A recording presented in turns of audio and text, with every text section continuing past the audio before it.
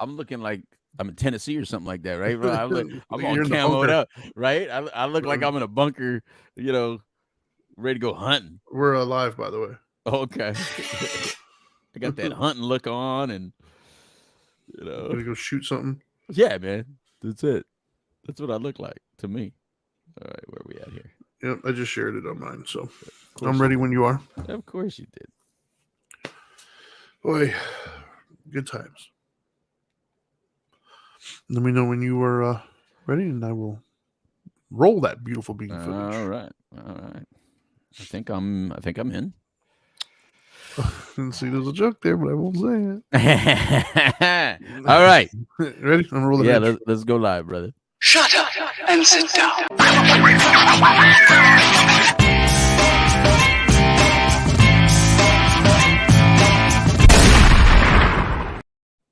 Boom. What's up, everybody? How you doing? I am the street certified dope doctor Louis Delgado. This is Dope and Dharma, the middle version of Dope and Dharma, which we do every Friday, and of course that is the Dharma guy Trinity Phillips, and together we are Dope and Dharma. What up? What up? Not every Friday though, right? We missed a couple weeks, I think. We missed a few, like couple different shows. They don't know that. I hope they do. That means they're Yeah, loyal listeners, and we appreciate you.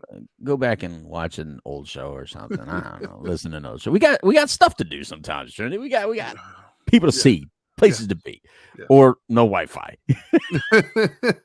Yeah, power goes out. Something. Right. Sometimes I'm on a flight, or in the airport. You can't really do it at airport, man. It's not, Anyway, we got a jam-packed show today. I mean, we didn't think there was a lot of subjects, man, but man, when we started looking into subjects and asking people about subjects, boy, that subject matter just popped. Yes. It turned into a slow news cycle to like Queen Elizabeth dying, just amped it up. Right. So what's up, Katie? How you doing? Nice to see you. So tell everybody how they're listening and how I just said hi to Katie, by the way. Yeah. If you're wanting to listen and watch live and even participate by making comments and etc., you can. Ooh, what was that? You can watch us on Facebook Live, YouTube Live, or Twitch. All of those you can find us at Dope and Dharma. However, if you are not able to listen live and comment, then by all means you can check us out on any major podcasting platform under Dope and Dharma as well. Right.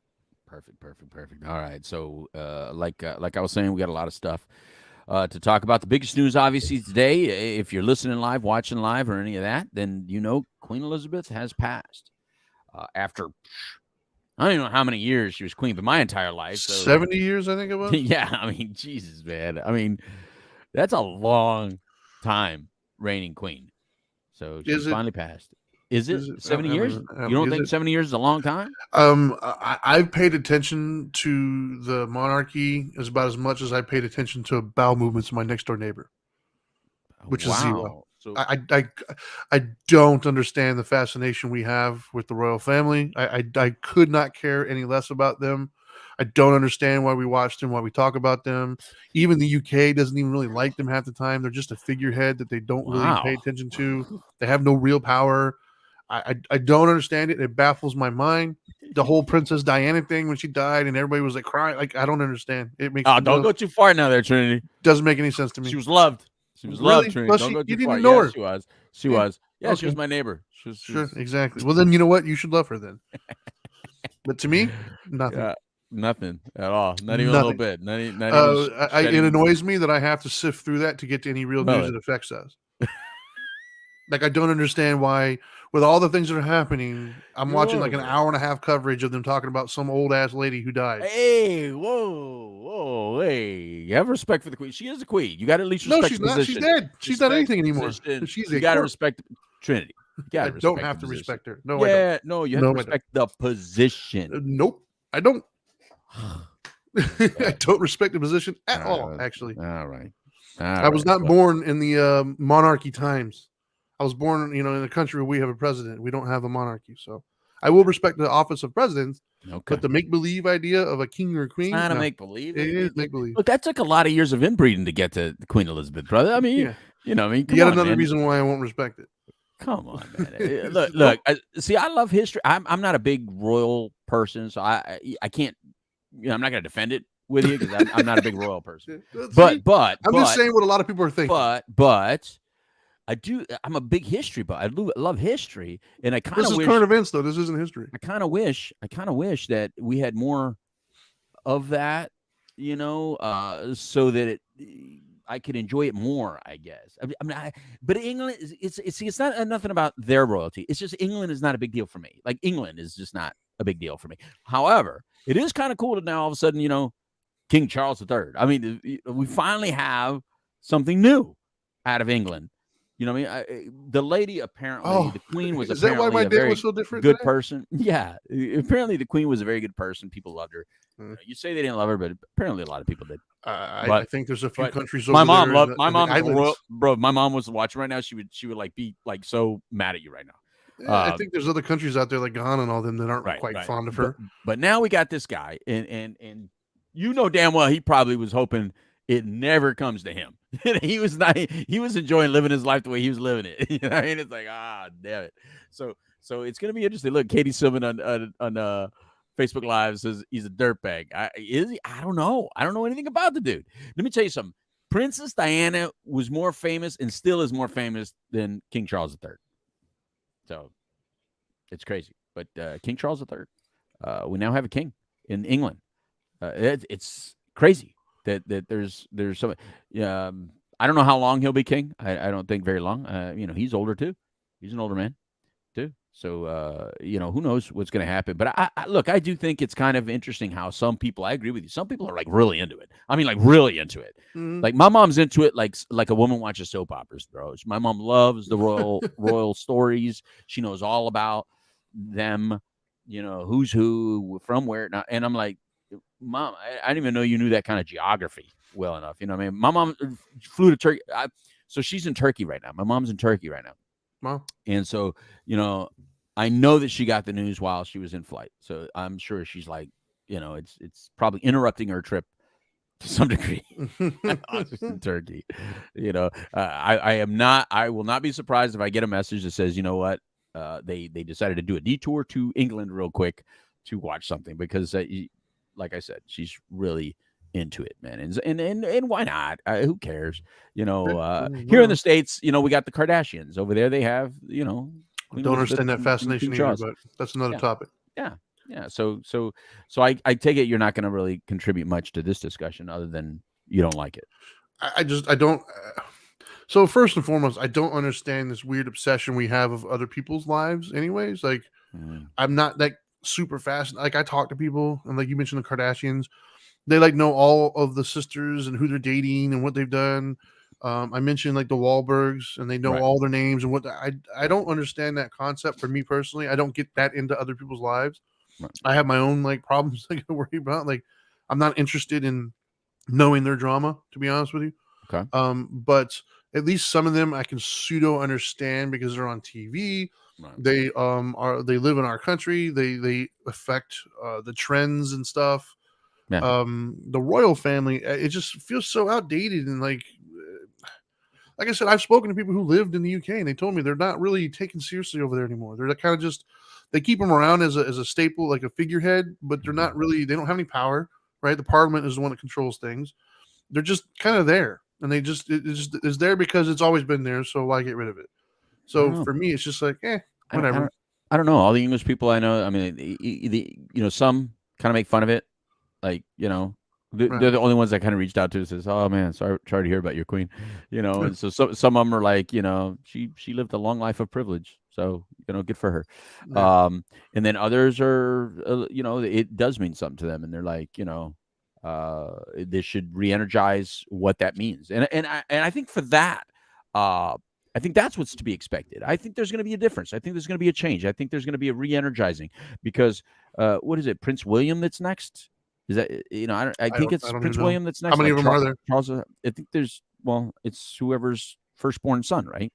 So I think the next in line is Princess Diana's and King Charles III's oldest son, which I think it's Prince William. So I think, to be honest with you, that's where we're going to see a big change in what the royal family means and where we're going with it. What King William does with it. I don't know if there's going to be so much of a change with King Charles III. But having a young king in England, I think it's going to be like how we would have, like, just imagine like George Clooney having some sort of knighthood and traveling around. I mean, we as people, I know you say you don't, but we as people do like watching people of status, people of extreme wealth or power do things. That's why shows like, what is that Western show that's out right now? Not Wyoming. What's that country show? Yellowstone. That's why shows like Yellowstone are popular. That's why shows like Sopranos is popular. Was popular back in the day. We do like family lineage, that kind of power in stuff. You may not like it the way it's been presented through the Queen Elizabeth eye, but don't act like it may not get you in a different way, because it's possible. It's possible that it can get you in another way. So we shall see. We shall see. Hey, man, if the royal family wants to start cutting me checks to pay my mortgage, man, I'll be all about it. I think there's other ways to drive interest. That will make me interested, though. We shall see what they do. I mean, if the next in line is more like an Elon Musk, where they actually start making a difference in the world, then it becomes interesting. And stuff like that can happen. They do have that kind of power and influence subliminally. Not like you said. I mean, they have a parliament and all that stuff, but they still have a level of intrigue throughout the world. So they might have some power and influence subliminally in a different way that may be able to move the needle in a good, positive direction. I think I agree with Richard here. He said on Facebook Live, he said, the royal family is the last indication to a history that will eventually be extinct. I don't know. I agree. I don't think it will. I don't think it'll be extinct. Why would you give that up? I'm not giving it up. If I had royal blood, hell no, I wouldn't give it up. Why would you do that? Yeah. Okay. Anyway, King Charles, if you're watching this, pay my mortgage, bro, and I'll be all about your family. I do have another question though. Is there another country with a king and a queen, or is there? I'm sure you go into some of those. I mean, African large, countries. like I'm not talking like a tribe or I'm a sure you small go to some of region. these African countries, they have them. But Yeah. I'm talking, like Spain doesn't have it. Doesn't right? like Wales or well, that's all England stuff. But yeah, I think they're the only ones who are still holding on. So to Spain doesn't have a king or a queen. I don't think so. I know I probably sound ignorant right now. I should know, right? Because I'm Latino, so we all know each other, kind of thing. Yeah, right. Denmark. Richard Coleman. That feels facetious to me. I'm not sure if I would want to fact check that one. What, Denmark? Yeah. It feels facetious. It feels like he's taking a crack because he doesn't like their socio. I got a feeling Richard knows these things. I got a feeling. What about you, Katie? You know these things? Somebody on Facebook Live know if another country has a king or queen of any significance? I don't know. Yeah, I don't know. But we can start one. I mean, the Kennedys were our closest thing to that, right? The Kennedys were kind of like royalty. Yeah, they were able to do no wrong. I mean, everybody followed everything that they did. Even if you were like a third, fourth generation Kennedy married into, you were still. Dude, there's still people out there who think Junior is alive. What? Yeah. There's people out there who think he's alive, that he was going to come back and run against Trump or something. Yeah, it's like somebody's. He's with Elvis and Tupac. Yeah, somebody's like somebody I know like pays attention to some of the QAnon stuff, and they see the rumors. Really? That was one of the latest conspiracy theory, is that he was alive and he was going to come back and run against like Trump or something. You know what, Junior? We need you right now, Junior. I mean, come on out. If you're out there, come out, Junior. This country could use maybe that goes into one of our later topics that we're going to talk about. We could use a Junior. Anyway, all right. So that's enough of the royal thing, the royal family. God bless the king, or how do you say? No, long live the king. That's what you're supposed to say. Long live the king. God bless the queen. That's how it was, right? Long live the king. Sure, sounds good to me. King Charles III, or the way you said it was what?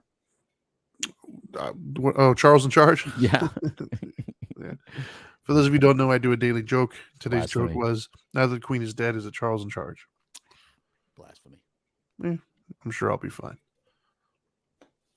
So, Next one. All right. I'm not going to do these in particular order. I'm going to do them actually in the order that you texted me. So, okay. Right. Next one. Ultra MAGA. No. Not MAGA. Ultra MAGA. Because apparently there's a difference. What is the difference, by the way, between Ultra MAGA and MAGA? I don't understand. Like, is there a quantifiable difference, or is that just a catchphrase? I don't know. I'm not in either one of those camps, so I don't know all the lingo. I don't know. Here's my issue with this Ultra MAGA conversation. We were sold a bill of goods, and that bill of goods were we need a unifying president, right? We need Yes. someone in Who's charge going to be the great unifier? that is no longer attacking people, that is not bullying people, that stands for the needs of the people, that hears the people, that is empathetic to all people of all colors and races and cultures. And because they were telling us that the last guy wasn't, right, that we were being told that the leader of the Bloods was a bad man, Yes. and we need a unifier. Yes. So the country got behind who the Crips put up and said, this is our unifier. Uncle Joe. And now here we are, what, about 2 years in? Yeah. And am I the only one that remembers that we used to say, united we stand, divided we fall? Is that not something that we say about this country? United we stand. I think it's on my quarter. I think if I pull out a quarter, maybe I know In God We Trust is on there, but yeah.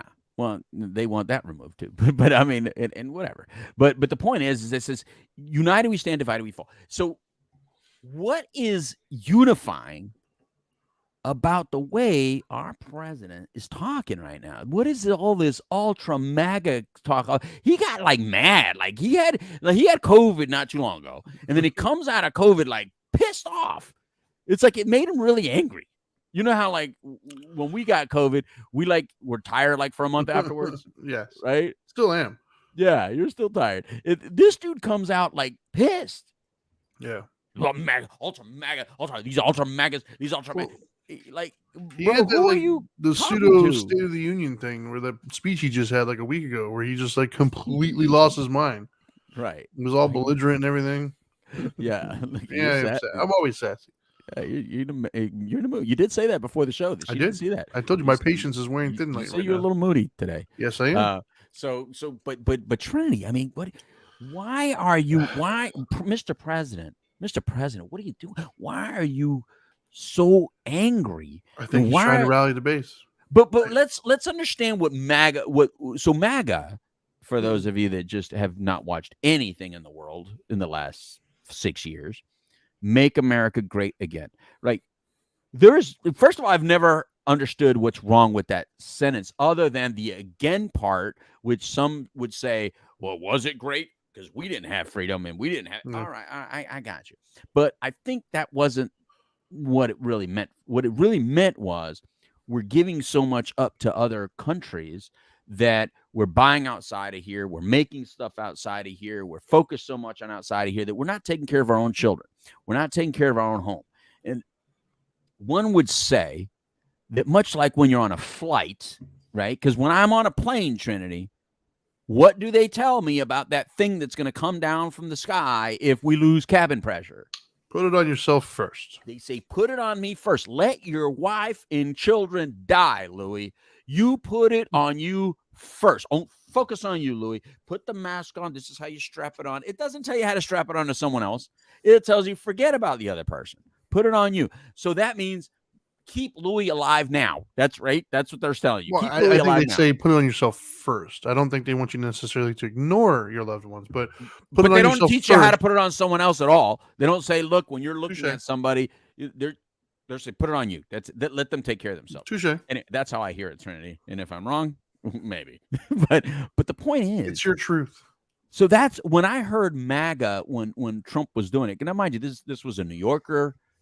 This was a very rich New Yorker that hung out with all types of athletes and kind of the underworld of athletes, right? The best of all athletes, all of our favorite athletes throughout a decade were all buddies of this guy in New York, right? This was a partying guy that didn't party. You know, that's how we kind of knew him to be, right?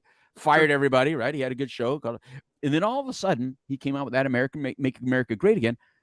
Nowhere near in my head did I ever put that to some sort of right-wing redneck dude in a bunker, because that's not who Trump is, right? Trump is a rich New Yorker, you know. So when I heard that, I was thinking, yeah, because this dude knows when he buys steel, he can get it cheaper outside the country. When he buys cement China was buying all the cement. This guy was building buildings. So he knew that when you build products and when you create, you have to go outside the United States to get cheaper goods. Right. He knew that. Who knows it better than a person that buys a lot of stuff? Look, dude, right now, I'm shopping for something for some other organization, and the cheapest, better price, more than 50% off, more than 50% is in China. Yeah. If I buy it in China. So I have to make a decision. Oh, so do I support China?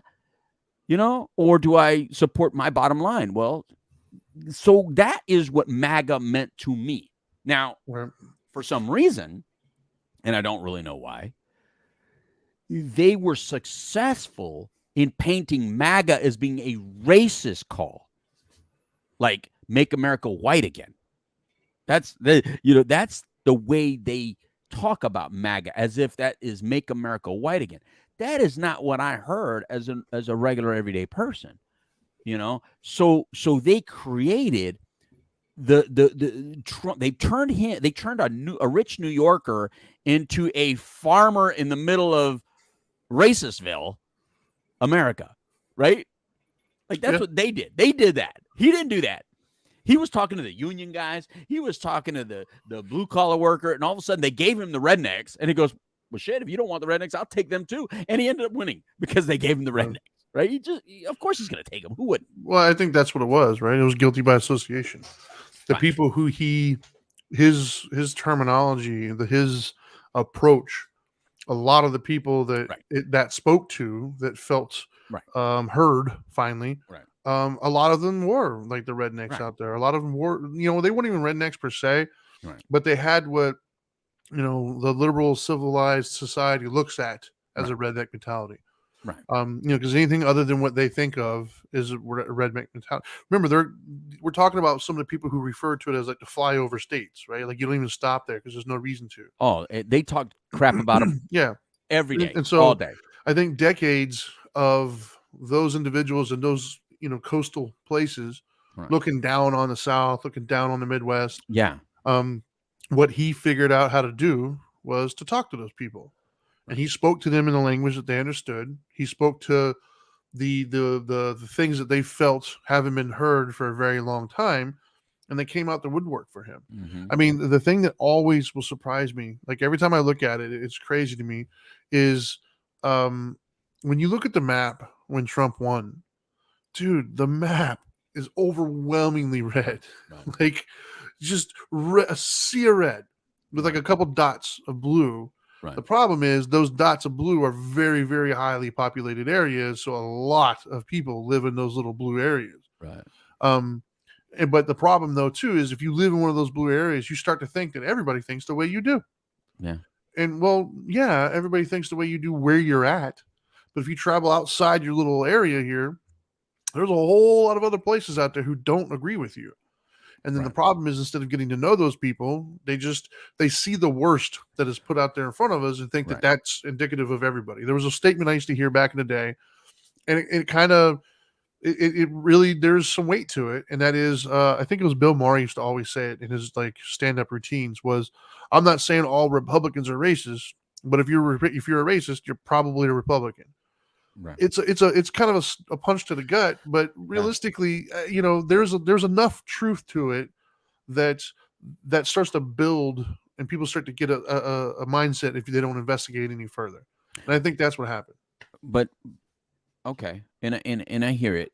But only if the word racist is allowed to be used in one direction, because actually we shouldn't even use that word anymore. We should. I agree, talking 100%. About bias and colorism, right? Yeah. So if you judge people by color or by culture, that's how we should be communicating in 2022. That it is not okay to judge people by color or culture, right? I agree. So how is it that if people like me, I'm a Latino, 100% Latino, if I come out and I judge simply by who I am as a Latino, that should be equally as not okay as you doing it, or a black person doing it, or as an Asian person doing it. Now, that kind of bleeds into something else that we could talk about, and I guess we could just talk about it now, is that let's do it. we unfortunately are allowed to do it, Trinity. Look, I've always joked about it, and I don't know if I'm going to always feel this way, but I can see myself now seeing the error in some of my thinking. But I've always joked how if there's two boxers up there and one of them's a Latino, I'm going for the Latino, especially if it's Mexican or Puerto Rican, bro. I'm Mexican, Puerto Rican. I'm a half Mexican, half Puerto Rican. So of course, even though I identify more as a Mexican because that's where I was raised, more on the border. But of course, I go for it, and I've always felt like that was okay. I always felt like that was okay. I always felt like it was an expectation, just a natural fix. So many parts of the world, like if we see each other, I just feel like there's a wink. I mean, dude, up there, I was in Staten Island 2 weeks ago, and I got free pizza from a Mexican that worked in one of the restaurants I was at. He gave me the wink and hooked me up. I mean, I've always enjoyed the privilege of when another Latino is in the room and has any ability to hook a brother up. There's always been that privilege. Now, I find it very unusual that we keep doing that, and then as an older man, as a mature man, that if you did it, Trinity, you don't have that same ability to do what I do and it be okay. But I've never looked at your side of it up until now. I've never thought that by me doing it, that I was fighting hate with hate or fighting division with division. That's better said. I was fighting division with division. I never thought that I was fighting bias with bias or fighting division with division. So I always just kind of, I guess I was embracing a victim role without even knowing it and making it okay because of that. And I don't think I'm as okay with that anymore as I was. I think I'm struggling with that a little bit. And it's kind of, it's not rocking me to the point that I'm not going to go for Mexico in the World Cup. It's not rocking me that bad, but it's rocking me just a little bit. What do you think about all that? I think this is a whole show in and of itself. So I'll try to keep my comments concise, I guess. And obviously, you have to be careful for today's not one of those days where I'm interested in being careful. So I really do have to be careful because I'm willing to say some stuff. I will say, yeah. What I will say is this: when you were talking, right? I'll ignore the other voices in my head at the moment. When you were talking just last little bit, the first thing that popped in my mind, right, was you said boxers. You would always go for the Mexican, right?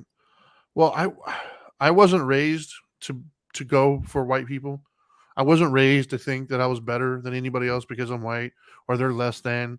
I was raised to judge by the character, who you are, right? So when I looked at boxers, my favorite two boxers of all time, for me personally, during my time, Mike Tyson, Roy Jones Jr.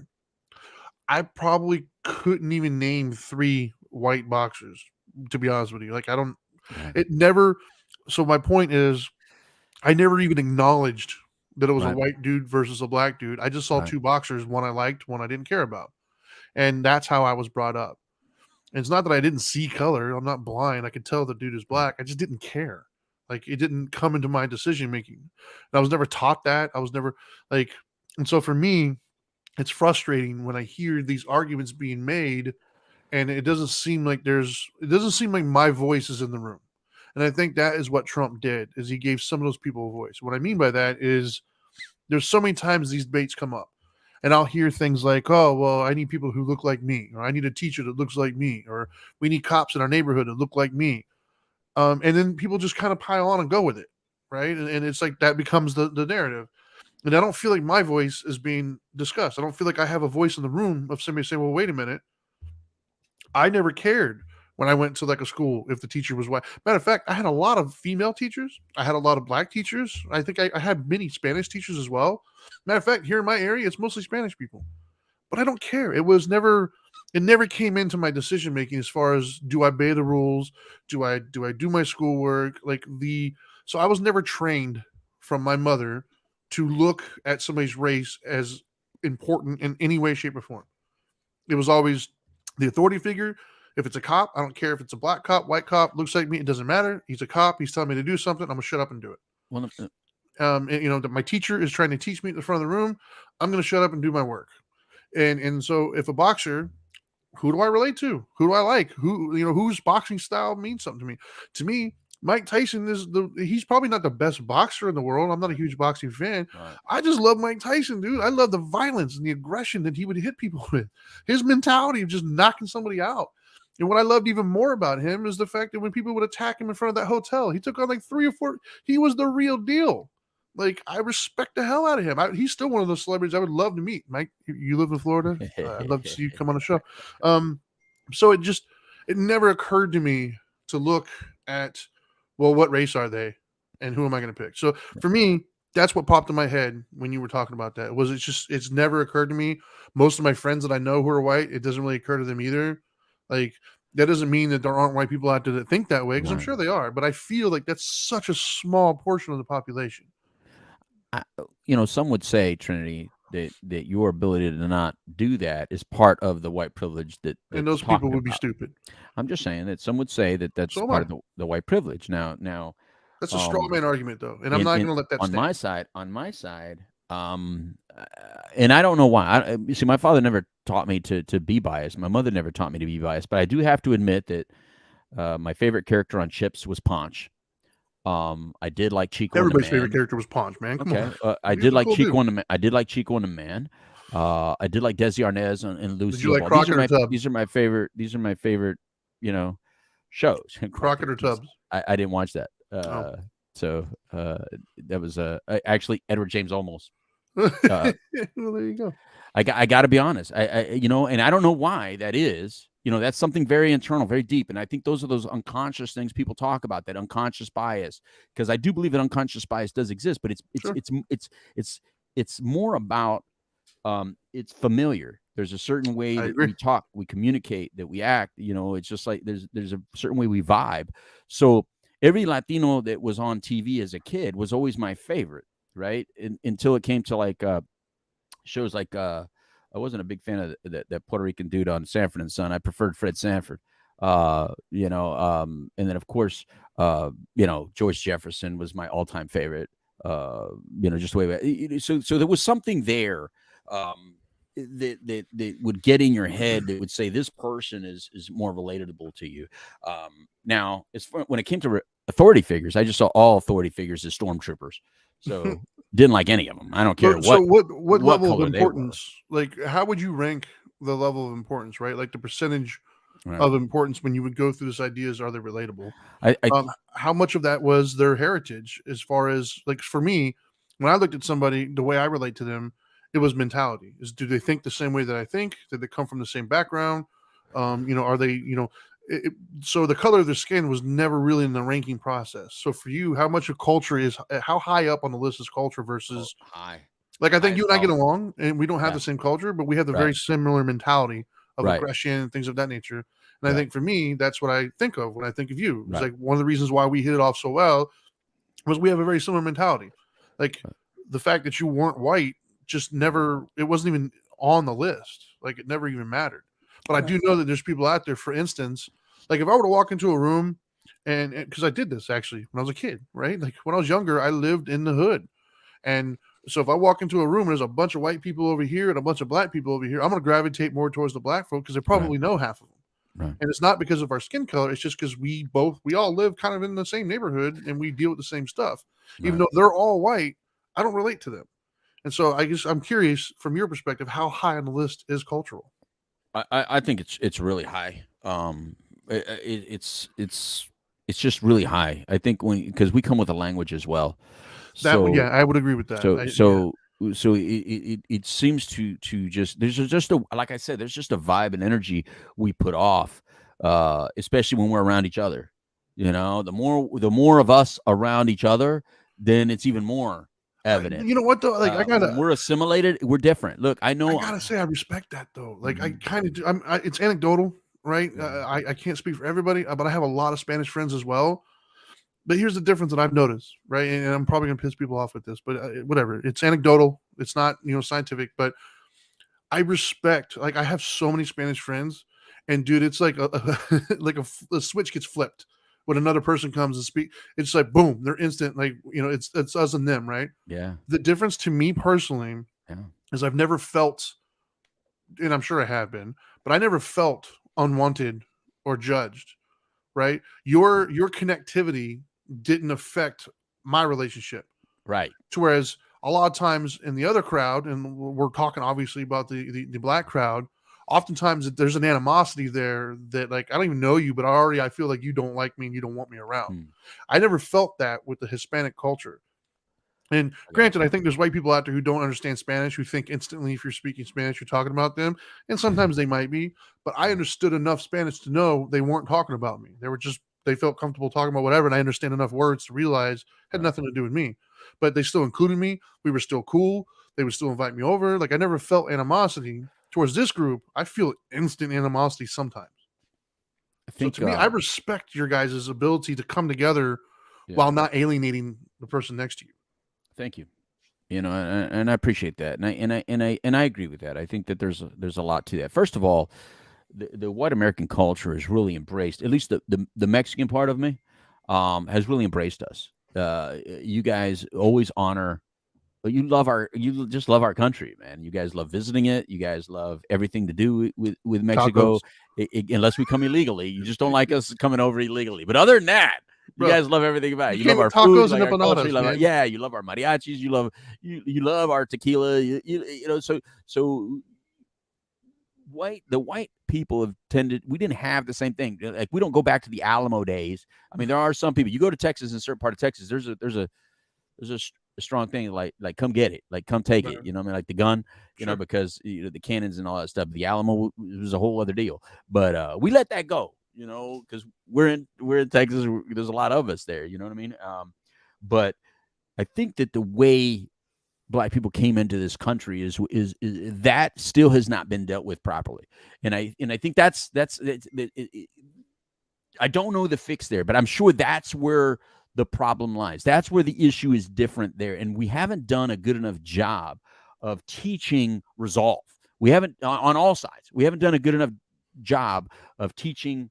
Look, we got to get past this. This issue of how it has to end, because notice it only starts here. It doesn't go back to Egyptian days or to other days where there was plenty of conflicts, plenty of murdering, plenty of killing. We can't just start life here. We can't just say this violence or this atrocity is the only atrocity that matters. No, we have to get past that so that we can move forward as a people, all people. And I think that's the difference. The difference is we have a culture that we have not let go, regardless of battles lost or won. But regardless of battles lost or won, we conquered countries. Latinos conquered countries. We took over countries. We took over natives in every freaking continent. We have more Latino societies in the world than any other culture. I don't think any other culture has been more nomadic in nature and go, yeah, we're going to take this one and we're going to take this and we're going to take this. Speaking of the crowns, we were talking about queens earlier. We had a king and queen, and we went and blah, blah, blah, blah, blah, and we just, and then the Spanish Inquisition, believe in Christ or else, believe in, I mean, we put a hurting on people, but you know what? People have forgiven us.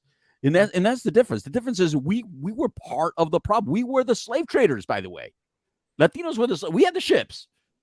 You guys get all the blame, but we were the slave traders too. I mean, we get away with it for whatever reason, because the way it's talked about and the way we communicate it in today's world. And that's what has to end. We have to stop looking at it as if for some reason the Dutch are the only problem, that the English white man is the only problem. That's not true. All men have been a problem. Men in the world have been problematic. Yep. Now, the lighter skinned men in every continent, in every part of the world, has been the problem. And I don't know why that is. That's a bigger conversation. But for some reason, we tend to look at the center of the universe being the United States, and the white man in the United States somehow conquering the entire world. Look, man, in Asia, men are running it. But which Asian? I don't know. In other what do you call it? The Muslim countries and all the Middle Eastern countries, it's not a white man running it. But those men are running it. So there's issues but somehow we got to get past, what that is, and we got to get to a point of healing. And I don't see this president as being a healing voice. And instead, we keep pushing this thing within social media. We keep pushing this thing on our television shows. And I'm going to give you an example where this Ultra MAGA thing is out of control. And it's not the MAGA that makes it out of control, by the way. It's the people calling it Ultra MAGA and keep calling it racist and you keep poking a bear that is just fine, just hanging out on themselves with their buddies, fishing and hunting. Dude, they're not going out bothering anybody. They're really just kind of sitting there. They were sitting there nice and quiet and dying away. And then all of a sudden you start saying you, and you keep pissing them off, and you turn all their shows into something different. Biased people don't like that shit. And you know what? You're biased because you keep judging them for what they are. Not you personally, but you know what I'm talking about. Sure. So even on a show like I love, which is Big Brother, I love watching Big Brother, love Survivor, love those kind of reality shows, right? So on Big Brother last year, we saw what happened. They had they unified as a group called the Cookout, which was, so all the black participants, it was like 6 of them. They put 6 black people in a house. Now, I don't know how many it starts with. I think 16. So 6 out of 16 were black. First of all, you talk about stacking the deck for a perfect scenario. If you wanted to unite by color and culture, then they did it. Big Brother did. Now, out of all the people in Big Brother, only 2 were Latino. One was a black Latino, though, so that person identified as black, not as Mexican. Even though he was raised Mexican, he identified as black in the house. So 6 out of them, they got together, called themselves a Cookout. Brilliant strategy. They stuck together like gold, and finally a black person won in Big Brother, right? So that's historical. Now, this season, one of the guys, a white guy, he's from, what we would call just good old lily white America, raised as a Mormon, Utah, not very worldly, happens to notice there's a lot of people in this house that look different than him. And remember, he's a super fan. The super fans know what happened last year. So he mentions the fact that maybe they're all working together. Maybe we're looking at Cookout too. And he keeps talking about it. Brother, the guy gets crucified on the internet for being KKK Kyle. Now, he never said anything that is truly racist. He said some things that are maybe insensitive, biased, or fear more than anything. Mainly he based fear. And he did show his racial bias by the people he tended to get closest to were all white, right? So he was when it came out, it was like a big blow up, and they kicked him out of the house for even thinking such a thing, right? The very next week, this week, one of the black participants that was angry that could even be considered an option sits with the other black participants and goes, hey, man, maybe, one of us won it last year. Maybe we ought to do a Cookout too. And I'm sitting there, wait a minute, how come the same people, which was the entire house, that was upset with Kyle even mentioning that could be a possibility,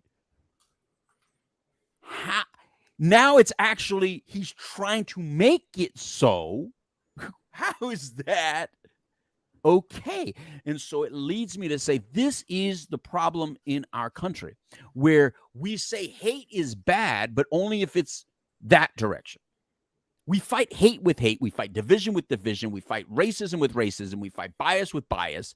And we're making it okay for our children. And I'm telling you, that is not what I'm teaching my children. What I'm saying is, no, you do not fight this biasness with more bias. You have to be compassionate.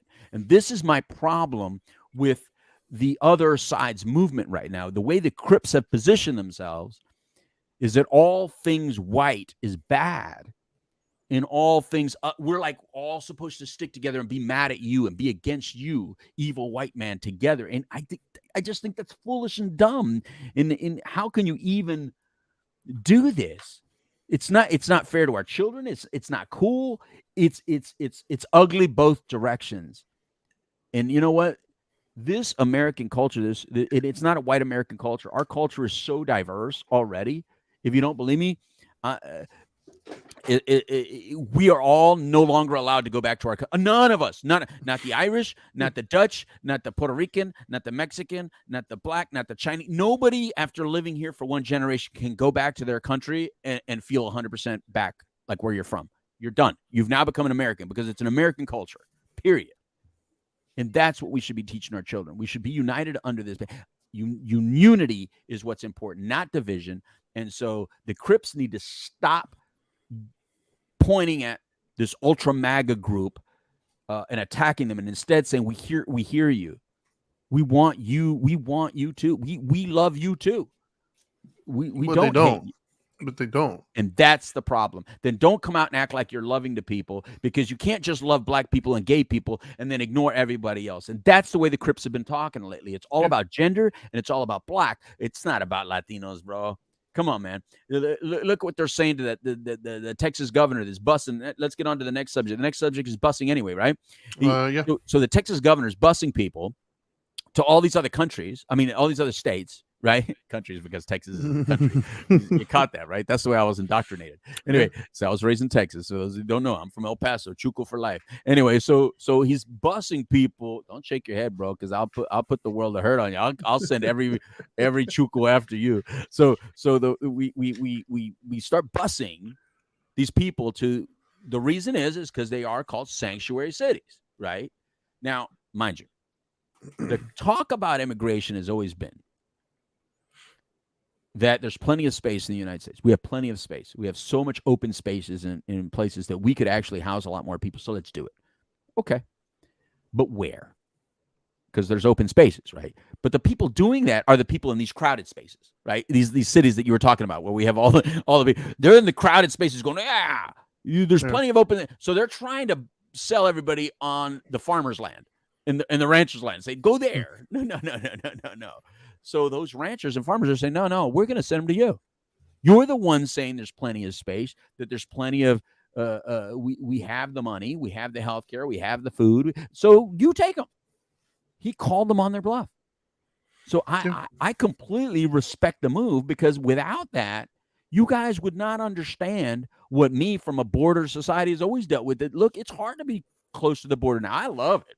I'd always say keep running, bro. I used to dodge some hermanos that were running across, like on my way to school at UTEP when I used to go there, because it can get dangerous running across the freeway. But I always said keep running, but that's because I had a different mentality. And that's because I didn't really, I didn't pay taxes back then. I didn't, it was not my money. So it was easy to spend your money.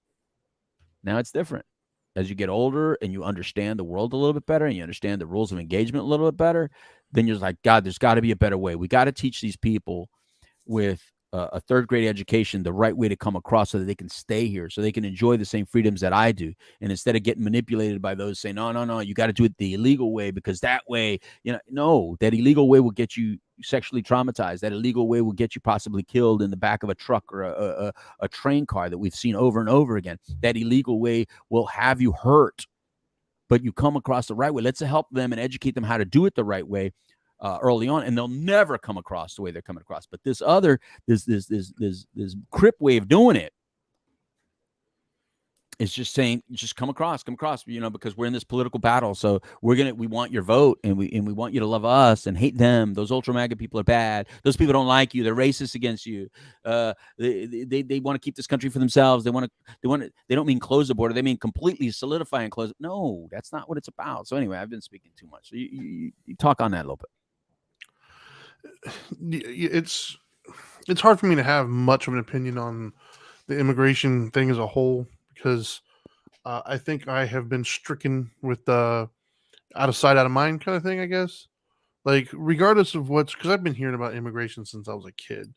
And I've never seen how it's really impacting my day-to-day life. Like, today's not any different than it was when I woke up yesterday, no matter how many more people came across. I'm not related to a lot of people trying to come over and stuff, so it's hard for me to be, especially passionate about it either way. Right. I'm also not passionately against it. Like, I'm not like, keep him out. Like, I'm not that dude. I don't really, hey man, like, at the end of the day, the lines that we drew are relatively imaginary anyways, right? Like, you can make an argument that we shouldn't be allowed to own land, right? You can make that argument. It was here before us. But what I will say though is, as far as the methodology being used, I think it's funny. I think it's the ultimate passive aggressive move. It's it's okay. You're telling me that I'm trying to tell you that this is a problem. I'm trying to tell you that I can't keep up with it. It's like you're in a sinking boat and you're telling the person, "Hey, I need help. My boat sinking," Right. and they're trying to tell you, "Well, a little bit of water in your boat's not bad." Right. And so then he's like, "Okay, well, I'm sinking and you're not helping me. So I tell you what I'm Right. going to do is I'm going to start taking all this water. I'm going to put it in your boat, and then you tell me this water isn't a bad thing in your boat." And then while he's doing that, they're telling him how he's horrible, he's mean, he's bad. Meanwhile, he's showing you very quickly how much of a problem it is to have water in your boat. It's not fun. No. And so I applaud him. To me, I think it's a ballsy move. I think it's refreshing to see a politician willing to make such a bold move to put it out there. He's not afraid. I respect him for that. I don't know his policies on everything else, so don't get mad at me. I don't know. I just Neither do I. The idea that he's basically saying, "Okay, screw me, nah, screw you. Yeah. Watch this." Yeah. I respect it. I respect the move. I don't know what the end result's going to end up being. I do know it's being covered incessantly at the moment. Like there's blocks of hours. That's all they do is they sit outside and they show the videos of the buses pulling up and people getting off. So it's gotten attention.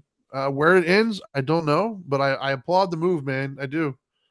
Yeah. Well, the thing is this. Look, I mean, we saw the buses, right? We see the people coming out of the buses. They look relatively healthy and well. I mean, they look a hell of a lot better, bro. Those people look a lot better than the ones that are in the back of a train car that died or the trucks that die. We don't talk about those people. We don't talk about all the thousands upon thousands of people that try to come into this country and die on the way here. Well, I got the numbers from earlier that you sent me, by the way. So just so people are aware. So he has sent, we're talking about Abbott is his name. And he has sent almost 8,000 migrants to DC alone. Okay. It's 7,900 plus to DC on 190 plus buses. Wow. He's also been sending a little over 2,200 to New York City on 40 plus buses. And then he's recently added Chicago to the list. It's a little over 300 with 5 plus buses. So he's spreading them around a little bit to a lot of the cities that just so happen to be the cities that are giving him the hardest time. So he's flooding them full. Well, wait a minute. Let me talk to my Mexican brothers and sisters here real quick, because even though it's not a lot of Mexicans on these buses, these migrants are coming from all the Central and South American other countries. But my Latino brothers and sisters, don't take the bus to Chicago. Mira, that's the one you don't want to get on. Don't wait for the next round where they pick another city. Don't take the bus to Chicago. Anyway, so Chicago already had a lot of Mexicans. I've always known a lot of Mexicans in the Chicago area. That's a very Mexican rich city. But again, these aren't Mexicans, by the way. So I want to make that clear. These are just people from. I mean, you look at the people coming off the bus, dude. I'm telling you, those aren't Mexican people. A lot of times, those Honduras, Nicaragua, those are all Guatemala. Those are all over the world, people. All over the world. The world. You know, we've seen people from all over the place. What I'm saying is that this is a problem. It's always been a problem. The border has always been a problem. I don't think the border has ever been not a problem. Aren't all borders kind of a problem? Yeah. Except the ones that you can sit there and pick them off. You know, there's nobody goes across it. And I don't want them to do that. I don't want them to do that. Yeah, but I'm just saying the ones that the country. I don't think there's a border issue in I don't know, Sudan right now. I'm talking about a border issue where people want to be. Like people want to be in America, so there's always been a border issue. Well, what's funny is I remember when Trump was talking real heavily about the border during his presidency, and I remember when Canada, that guy from Canada, the leader in Canada was like Trudeau. Trudeau was knocking it. I was actually on our show saying we should. Remember, I said Trump should do a train from the border to Canada, just send them all on trains to Canada and say, hey, you want them, you take them. They have to get through here to get there, but I'm glad to give them to you, Canada, since you have free health care and all that stuff. We should have done that. I was cool with that. It would have been fun. This is not any different. I think it's important. I think it's important to say that we do need to disperse them. I think this is a good thing for our country, by the way. If you're gonna have them, then let's not just load up one state. Texas shouldn't. Plus, the road from Texas to go to look, some stay in Texas. A lot do stay in Texas, but a lot of them come through Texas, but to get to another state. That's why we have illegal immigrants in other states, because they find a transportation. But so thank you very much for the buses to get to some of those in places anyway. I'm surprised he hasn't sent them to California too. I'm surprised he hasn't done that. California has, Mike, but they have. Yeah, but I'm just surprised he hasn't busted them. Yeah, that's not. I don't see California thing happen because they have them. You know, they get them from Sonora part of Mexico. You know, not from Texas.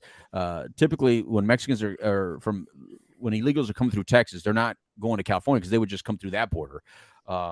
Over there. I'm just saying, from his perspective, that's one of the cities you would think, or one of the states that you would think he would flood them with even more, just because they've come out against it.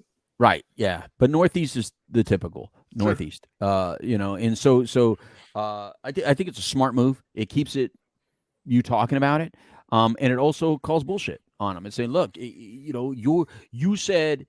You know that we can't do it with state dollars. It's like this, Trinity. All right, so I have a house. So here I have to sound like a privileged guy for a second. I have a house on a golf course, right? That is privilege. Yeah, I butt up against a golf course.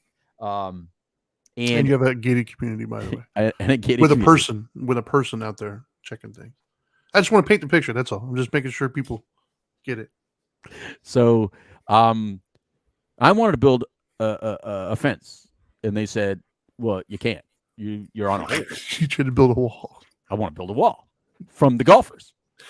I want the evil white man to stay over there.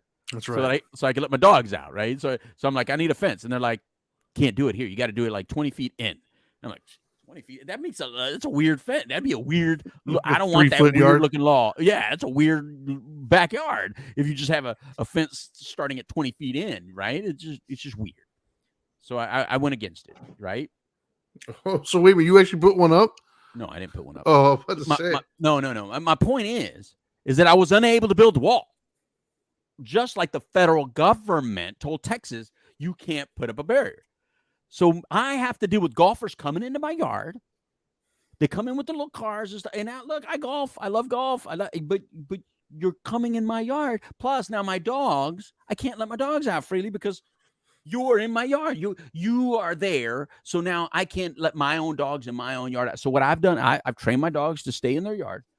But one of them is a little aggressive towards them and really scares the hell out of them because he'll go right up to that line or right up to their golf cart and scare the shit out of these old men. So my point is, that's my yard. But even these golfers don't look at it like it because they're part of the federal government going, I'm so sorry. This is federally owned. So my heart goes out to you. I don't know how I'm so sorry to hear that. My point is that it's the same thing as, in this case, the golf course is the federal government that says you can't put up any barrier or can't even create a barrier. And then I have to live with the consequence. I'm like the state that I have to deal with the consequences of having no division or barrier. That's just the way it is. And I see, what do you call it? Richard Coleman says walls don't work. Well, no, but they're better than the fence. Look, every time they used to put up a fence, they'd cut it the first day. So the walls are a lot better than that fence. My wall does a really good job keeping the rain out. And by the way, I'm talking about the mental wall. It's not even, it has to be a true barrier. Just the fact that it's not allowed. It's more of a mental issue in how to protect certain areas. What I'm saying is that the federal government makes rules, but that the state of Texas has to deal with. So the state of Texas is not going to get extra help from the federal government. Is not getting enough extra help from the federal government, because if they were, they'd keep it. They'd say, all right, fine. Texas has tons of room, tons of pride. So if the federal government were all chipping in more to Texas to deal with it, they would. But they're not. And the citizens of Texas have issues with it. They have issues with it. They have problems to the point where the first time ever a female Mexican-born woman was voted in office in South Texas. That's how big of an issue it is. She came out and said, we got to do something about it. Yeah. A female Mexican-born person. Now, was she on GQ magazine? No. Did she get national notoriety for being, the first non-American, first Mexican-born woman at that level of government? Did she get any praise from the Crips? Nope. Why? Wrong color. Because she's red. A blood. And I'm telling you, that's why I call bullshit on bullshit. I call bullshit what you care about us as a Latino people. I call bullshit on how you really care about black people. I call bullshit on how you really care about all that. You Crips are using us, and you keep trying to use us to hate on Bloods. And I see through you. I see what you're doing, and you are not going to get away from this on this election cycle. You only get away with it in social media, and you only get away with it on media, but you're not going to get away. You guys are going to get hurt because you keep playing with our lives. And that's what you're doing with the buses. The Texas governor is not the one playing with the lives on the buses. It's you playing with the lives on the buses because you're the one saying you're a sanctuary city. So you're giving this false image of hope to people that you know darn well how they're going to be treated in your state. You know darn well how they're going to be treated in your city. You know darn well that they're going to be marks because other minority bases rob illegal immigrants every day when they cash their checks. It happens right here in Apopka. The Mexicans would always tell me how they put this fish market in the middle of a black neighborhood that cashes checks, you know, for even illegal migrants. So the illegal migrant workers will cash their checks. They're able to cash their checks at the fish market. And who robs them? The other poor people that are in that area, which is in the black neighborhood. So the black guys rob them, and the Mexicans don't call cops on nobody because they don't want to get sent back to Mexico. So it's, you know what's happening. This is the truth of what's happening. Illegal minorities get attacked and abused by legal minorities, and it's okay. It's been okay for a long time, and it sucks, and I don't like it. So anyway, that's the stuff that's never talked about, by the way. That's the stuff, you know, they want to paint it like only you white people are attacked. You white people don't attack us. That's not who attacks minorities. Minorities are attacked by other minorities. That's who attacks us more than anything. Sure. You know? Who attacks more Latino gangbangers? Other Latino gangbangers. It's not a bunch of MAGA people attacking us. No. You know, it's other Latinos attacking you. Well, I guess that can lead us to our next topic that we had, right? Yeah. And the next topic would be who's next?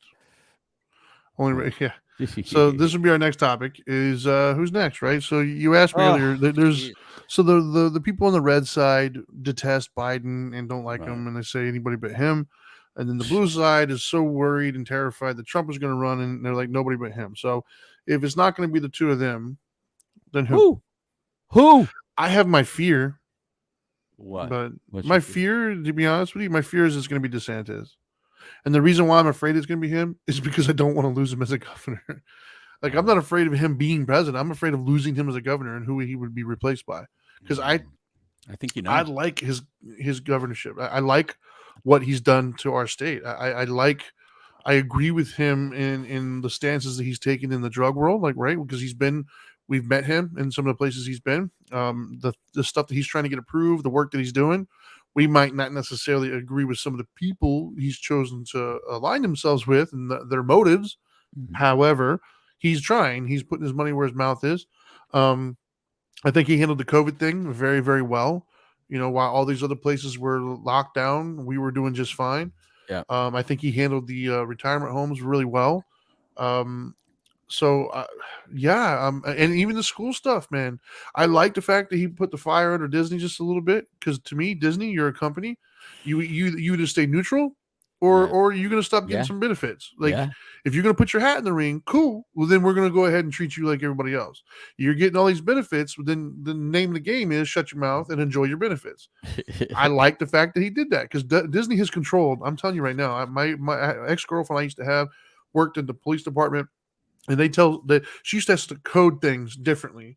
Reason being is because Disney made sure that they coded things differently. So when the reports would come out about crime, it looked different. Same crime, they just coded it differently. So like Disney controls way too much around here. Yeah. They've had too much going on. And okay, but then shut up. Stay out of politics. You know. So I like the fact that he pushed back. And then I like the fact with the school stuff, the things he's doing with school. And I'm telling, like, that dude we talked about before we came on, the guy, I can't even think of his name now. Young's, I can't think of his name at the moment. He won up north. I think it was Virginia. Mm-hmm. The platform that he mostly won on was schooling. He was like very anti-CRT and stuff. And I keep hearing so many people, and it's on the blue side, saying that it's all a farce and it's not a real problem, and that the red side is making it into a problem when it's really not, and they're scaring people. I call bullshit, dude. I'm telling you right now, I have kids in school. Like my two youngest are still in school. My 11-year-old and my 12-year-old, soon to be 13. And I'm seeing in my face the stuff that they're giving them to read, the movies that they're telling them to watch, the curriculum that they're putting in front of them, and I don't like it at all. I don't like it. I don't like the mentality behind it. I don't like the agenda that it's obviously pushing. And so this idea that is not out there is bullshit. And I think that you're so overzealous in your attack of the red that you're losing so many people because you're ignoring the real problem that's really there. You could tell me all day long, like you could pee on me and tell me all day long it's rain. At the end of the day, I know it's pee, no matter how many times you tell me otherwise. And so, Youngkin was his name. That's why you lost. That's why Youngkin won, because the people there they have kids in school, and so I do think that those are important things, and I like what DeSantis done and all those. So I'm afraid that he would be one of the runners. I can tell you right now, honestly, he runs, I'm voting for him. If it's between him and Biden, I'm telling you right now, DeSantis will have my vote. Period. No questions asked. Right. I don't know. I do know if it's between those two, that's an easy choice for me. When I travel throughout this country, and I go to a lot of those states, they get buses and stuff. And when I travel and I speak in other states and they know that I'm from Florida, they all come. I always have people that whisper to me, "I love your governor." Now, they don't do it openly. They don't do it openly in front of crowds. They'll always come and like whisper, like it's just like I'm part of a group. I'm part of a club. You're a MAGA. Yeah, I must be, just because I'm from Florida. They go, "I love your governor." And it's like, whoa, I don't even know your governor, bro. I mean, I don't know who the governor of Pennsylvania is, Maryland, Delaware, South Carolina, North Carolina, Alabama, Georgia, Mississippi, all the states that I go to, but every single state tells me they love DeSantis. And I'm thinking, holy shit. California, I get that from my California friends. I love your governor. So something, I mean, he hit a nerve out there. And the only way I can really see it is like, yesterday we were watching TV. Dahlia came over with John and we're watching TV. Dahlia is my oldest daughter, for those of you that don't know. We're watching TV. And now, mind you, my kids aren't into politics, but I'll tell you one thing they do love. They do love Florida. And I'll tell you why. Because they watch stuff and they'll see everybody masked up and they go, oh, that must be California. Because they were all still masked up and stuff. And it's like, look, it's real obvious that we've had freedom. Yeah. Now, and look, I'm sorry that if you live in a state where, look, I'm sorry if you really feel that you can't breathe other people's airs and you still buy into this shit, that there's something out there trying to kill you. Maybe there is, but guess what? How come we're not all dead then? We're not all dead. We had the same thing you had. The difference is that within our system, we figured it out. We knew herd immunity has figured itself out because that is the way the human body is. We figured it out. Now, we did lose a lot of people, rightfully so. We had a lot more older people than a lot of you. Damn it, we had a lot of old people. It's Florida. People retire here.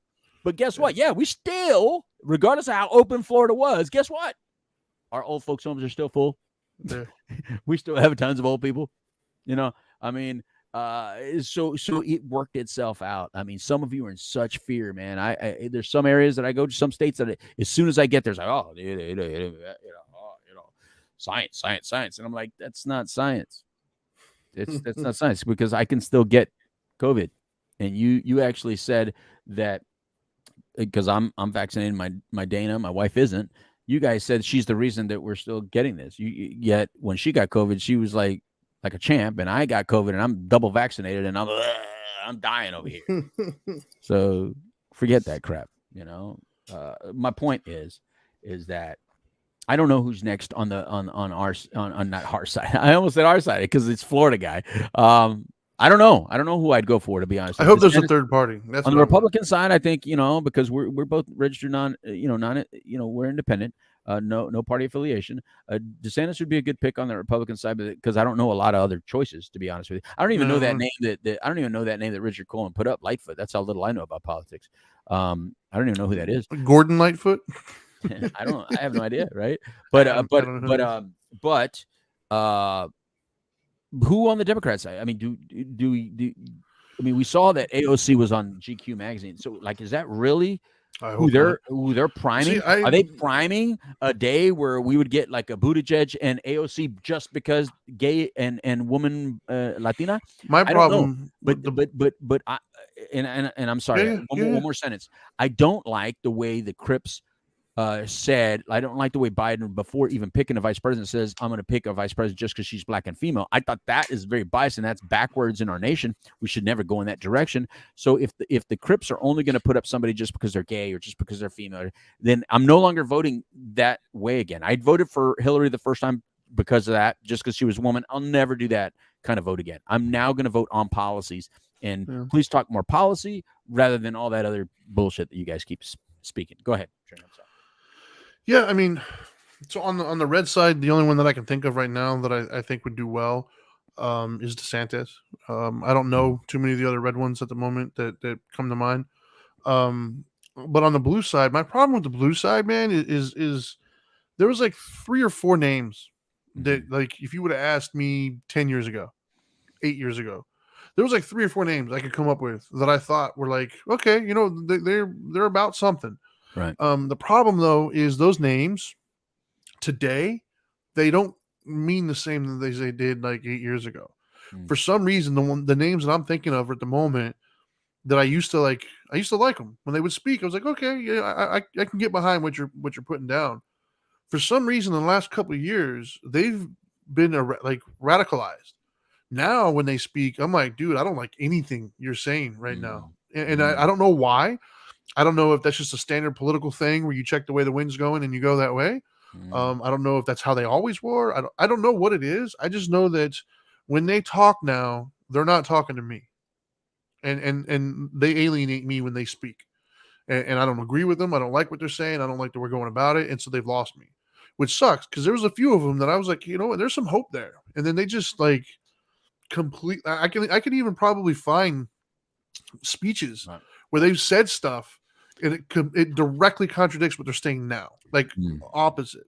And so it's like they all just went crazy, and they're leaning so heavy into this ultra left wing liberal stance that what they don't realize is those people don't move the needle, man. The 80% in the middle moves the needle, and you're like losing a lot of us with your crazy ultra left stuff, man. It's like, dude, you're going too far.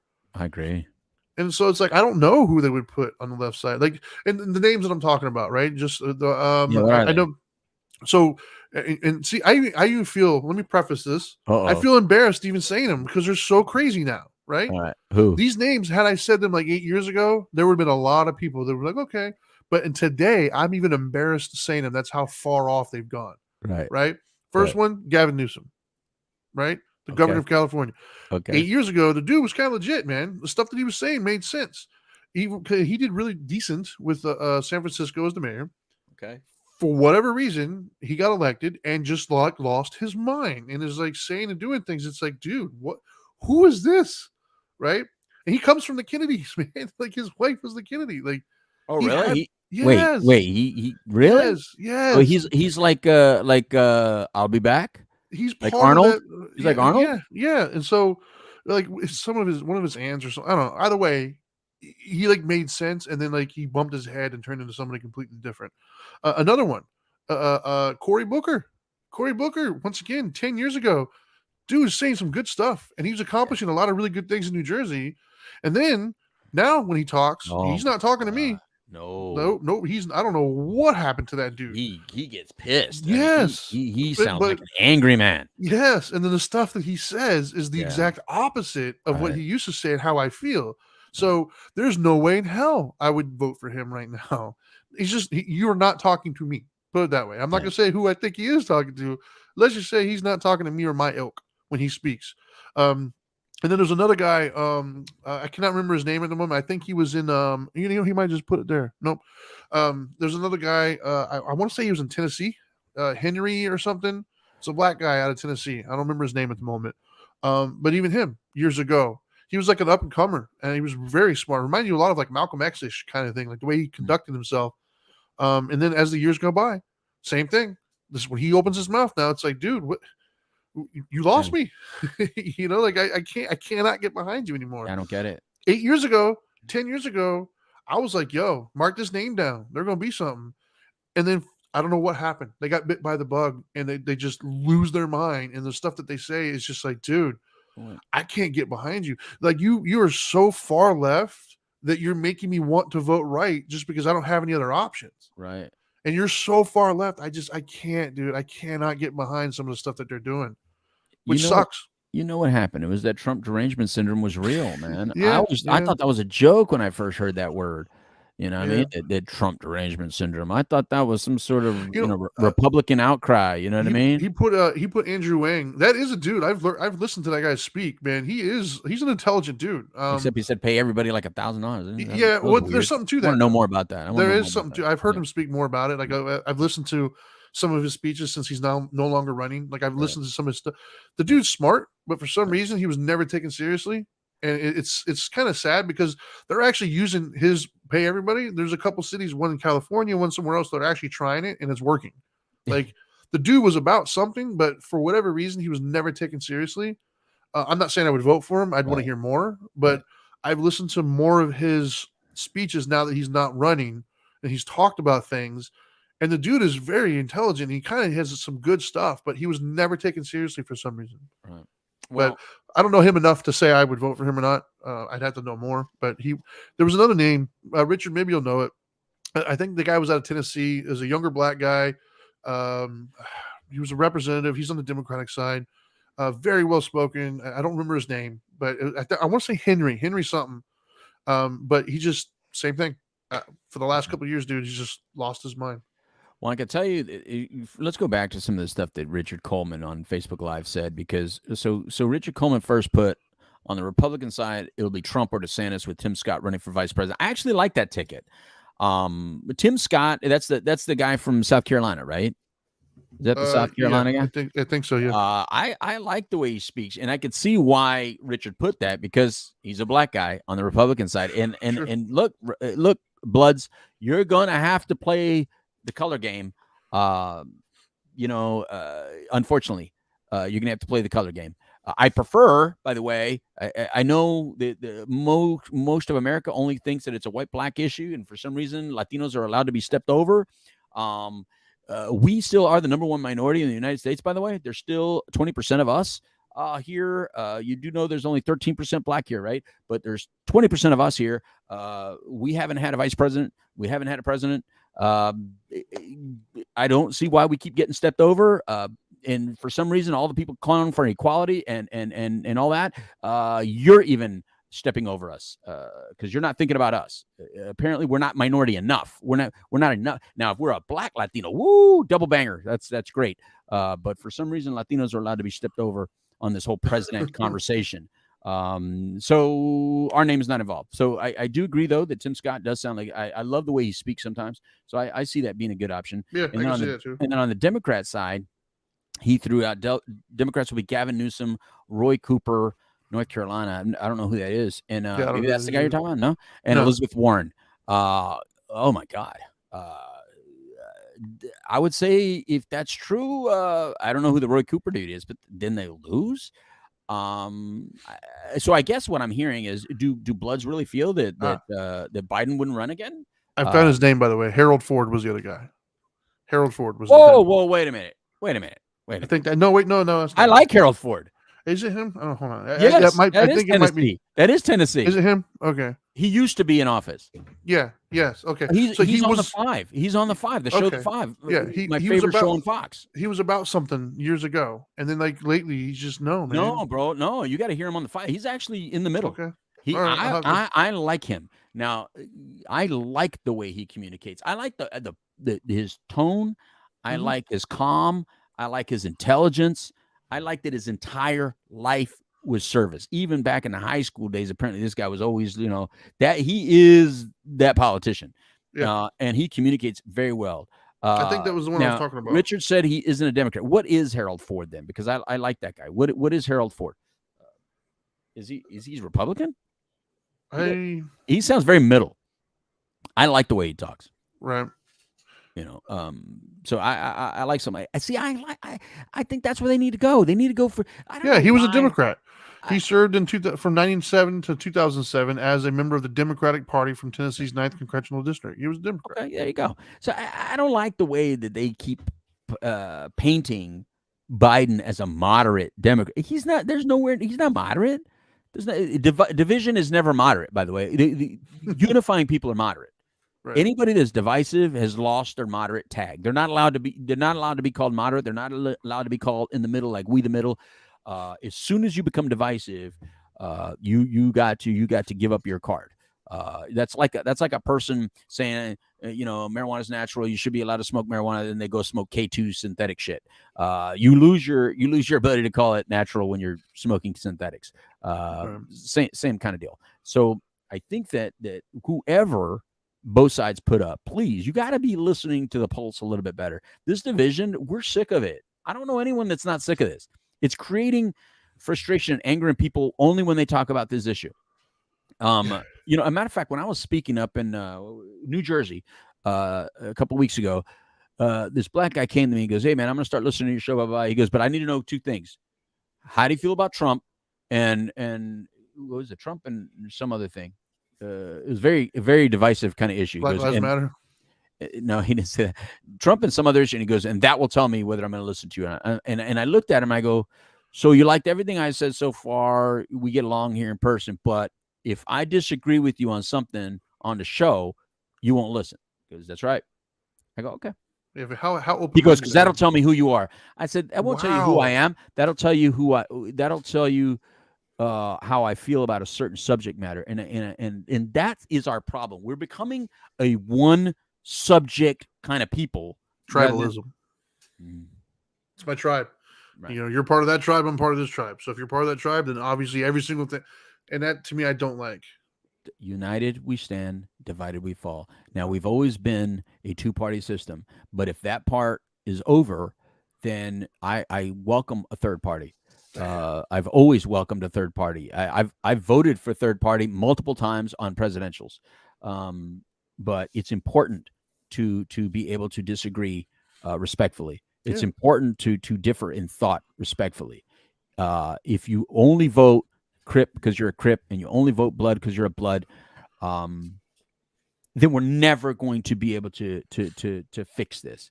And unfortunately, that's the system we have. We have they always say you threw. I always get. They always get mad at me. My friends on either side gets mad at me when I vote independent because they're like, you just threw away your vote. It's like, well, not to me, because I think that's the way we are. My vote is my voice, and if that percentage went from 1% to 3%, or 3% to 5%, or 5%, it has to keep climbing to the point that one day you'll know that we need a middle party. Not, by the way, I'm not saying that that's libertarian. I'm not saying that's Green Party. I'm simply saying, and I'm not saying we just need a third party just to have a third party. What I'm saying is we need a true middle, a true middle party. We need an adult. We need an adult. Yeah, I agree. So anyway, look at Katie. That's funny. We love you, Katie. I'm a dope and Dharma lifer. Yeah, man. So those are the things, man. That's what's going on in the world today, right? Yep, pretty much. I'm sure there's more. I'm sure while we've been talking, something has happened. Yeah, you think? Of course. There's always something talking about. Let me see. I always do the same thing. I got, I like the two channels, right? So on Fox, they're doing service of prayer and reflection on the Queen's life. And on CNN, exact same thing. They name it different. Let's see what they name it. Oh, they're just saying the choir. So they're both showing the choir. So it must be her funeral. It's on both channels. So anyway, look, Trinity, whatever it is, we know that right now our president, our commander in chief, is mad right now. He's out there, banging that drum. I know the Bloods thought that they were going to run away with it in the midterms, but I think that they're getting a little worried right now because the Crips ain't going to go down easy. So both sides are really coming at each other pretty hot and heavy. And in the middle, we all suffer. We're the ones suffering in the middle, people. We need to let both. We need, this is our cry to you. We're just saying that all this hate and division has to stop. If you're in a personal conversation with people and they're that divisive, just tell them, look, I mean, it's okay to disagree. It's okay to disagree. You know, we are a lot more alike than we are different. Wasn't that Maya Angelou? Yep. We are more alike. You know, and unfortunately, both sides are they dug in their heels. And you gotta look, Crips. You gotta stop blaming Bloods for that. You're doing it. You're the ones in control of the media. You're the ones in control of the social media, not the Bloods. So if anyone is stirring up more of the pot, you guys have the power to stir the pot because you own all the media outlets, all of them. You just one channel you don't have is Fox News. That's the only channel you don't have is Fox. And they do not Fox like News. that, boy. They mention that as often as they can. They mention that like it's Ultra MAGA. Yeah. Like, and like I tell you, really, The Five is really my favorite show. That's a really funny show, man. You know, it's a good. I don't think I've ever seen it. It's a good opinion show because there's really no news. So it's a good opinion show on the news. It's good to listen to. And Harold Ford that we mentioned earlier is on there, and I like him when he's on there. But anyway, that's all I got for today. Other than football, man. Hey, did you watch it? Did you? The football season started, Trinity. Yeah. I mean, I watched a little bit of the game. I watched the highlights. It was kind of boring. I mean, Buffalo just ran with it. I did watch Notre Dame get beat by Ohio State, so I was a little unhappy. Well, what are you gonna do? What idiot decided to open up on the road in number 2? Like, why would you do that? Yeah, Katie Sillman says, "Go Pack, go." She's a Packer. Yeah. Let's see. We're mortal enemies then, because I'm a Niners fan. And how'd the playoffs go for you guys last year? Just out of curiosity. He's shooting. Bing, Well, bing. yes, I pew, am. pew, pew, pew. You know, I'm a Steelers, and so I'm happy. We're good. We're fine. I'll be going up to Pittsburgh in 2 weeks, Trinity. Okay. I've never been there. You've never been to Pittsburgh? Yeah, you have. Never been to Pittsburgh. Really? I didn't know that. I fly into Buffalo. So I start off up there, Erie, and then my tour ends in Monroeville, right outside of Pittsburgh. So I'll end up in Pittsburgh. So that's awesome. Next week I'll be in North Carolina. So I'm coming to you guys, North Carolina. And Katie, no, I'm definitely not a Bears fan, and I'm allowed to talk trash to Packers fans because you guys owned us in like the late '90s, man, with Favre and like you guys owned us. So except for that one game when T.O. caught the pass from Young, that broke our curse for being owned by you guys. How do you remember specific plays? Because it was a big deal. If you're a 49ers fan, the Packers were like just every year, dude. Like they just ran through us. No matter how good our season was, they ran through us. And then Steve Young hit Terrell Owens in the pass in the middle, and we won in the playoff game. And then that propelled us. And from that point forward, we've pretty much owned them in the playoffs. So, yeah, it was a big moment as a 49ers fan. So, yeah, I absolutely remember that. I actually remember he threw right in the middle. He caught it in between two defenders. He caught it, got hit, went down, came up with the ball. We won the game. It was like momentous. It was absolutely phenomenal. You know, I'm curious, Katie, since you're a Packer fan, I mean, how do you really feel about Aaron Rodgers? I mean, he does put on that little air of, you know, he's so overrated to me, man. Dude, he comes off like a little asshole-ish, right? I mean, he feels so overrated to me, though. He's got, they talk about this dude like he's got like 8 rings or something. He's got 1. He's only been like 1. Here's the reason that I can buy what he's selling sometimes is because football people, like the football people, when they talk about him on the Sports Center, they really do say this guy's great. So they see something. They know. Katie says he's a cool dude. They also said Ryan Leaf was great too in the beginning. He was drafted number 1. That didn't turn out so well. Well, there's a difference between calling somebody great potential and calling someone great after they've already played 15 seasons, man. You know, one ring. And you know what? He's like, what is he? He's like 1-5. And does he have to win another ring? Like in your opinion, to be, yes, you know, yes, he's going to have to win, right? I think personally he's overrated because when you look at his numbers and his actual records that he's actually done in the playoffs, he's like 1-5 in championship games. Like he chokes in the playoffs. And I'm sorry, did they not talk a lot of trash about Peyton Manning that he couldn't get it done in the playoffs and he's got 2 rings? Yeah, he did. And twice. I'm sorry, bang bang. As far as I'm concerned, Peyton Manning is probably the best regular season quarterback I've ever seen in my life. The things that man was able to do, like regular season only, I don't think there's a quarterback that was better than Peyton Manning. And yet the knock on him was always he couldn't get it done in the playoffs. So to say Aaron Rodgers is some great guy, no, man, he's 1-5. Like, no. I wouldn't want that record. 1-5 in NFC Championship games. Like I think he's overrated. I don't understand it. I like the guy. Like I love his commercials. I think he's funny. I like his little arrogance and stuff. Like I think I would get along with him.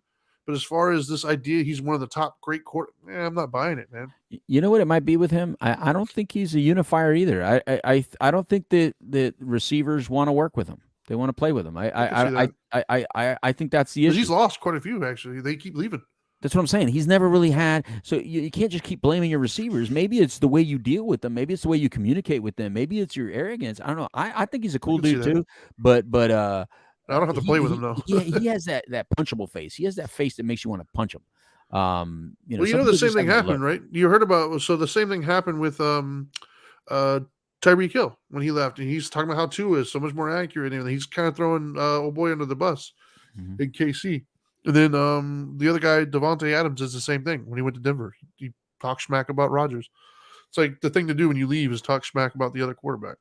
Well, Antonio Brown. Well, he's crazy, so that doesn't count. He doesn't count, right? No, he's in a whole other world. Dude, I would love if Green Bay would pick up Antonio Brown and take him. No, my favorite matchup coming up. He would actually be a game changer for Green Bay. You got to admit, man. Game changer for anybody. Get him cheap. You can get him cheap. Aaron doesn't give a shit if he's a jerk off. But I'm hoping that Green Bay would take. No, the game that I'm most interested in, to be honest with you, is just like a little subplot. Is Carolina opening up against Cleveland? I think that's going to be an interesting game because Baker versus old boy. Although he's not playing, I guess, but he's going to beat him. I mean, will he? He's got. They didn't get rid of him because he's good. They got rid of him because he's overrated too. Yeah. But still, I like the storyline. I like the animosity. Like I think the Browns. I've always liked his energy. I love his commercials, but I think the Browns basically just said screw you to all women and screw you to Baker when they signed old boy. And so I think he's got a bone to pick with him. I think it's interesting. I mean, if I'm a woman, there's no way in hell I'm going for Cleveland. Like, why would I do that? Like, this dude, like, come on, man. That was again the balls that it took. The balls that it took to sign this dude to the biggest ever contract. Not afterwards, in the midst of all that stuff. That to me spoke volumes to how they view women. More proof of what I'm saying. The only thing that matters are how we communicate about black people and gender issues in relation to gay, trans, and all that stuff, but not women. Women continue to be we can dump on women, we can attack women, you can talk however you want about women, you can abuse women, you can rape women, you can do all that crap. For some reason, they continue to get the crappy end of the deal, and the NFL just proved it with that. And I love the NFL, but the NFL kissing ass to everybody else except women, bro. The balls that it took, though, like I would have loved. Latinos and women continue to be abused. See how I throw us in there? Yeah, I would have loved to have been in the room, though. To be honest with you, when they had that discussion on how they're going to break the press conference. Like they had to have drawn straws on who's going to be the one to take the questions. Dude, like, he's in the middle. He's a national story. People who aren't even paying attention to football know about the stories. And there's like 20-some people and all this other stuff. And in the middle of all that, you decide. Like it's one thing if you waited till the end and he wasn't indicted and stuff like that. You could argue. In the middle, you have no clue. He could still potentially be indicted on these things. You give him the biggest contract ever awarded to any quarterback ever in the history of the NFL.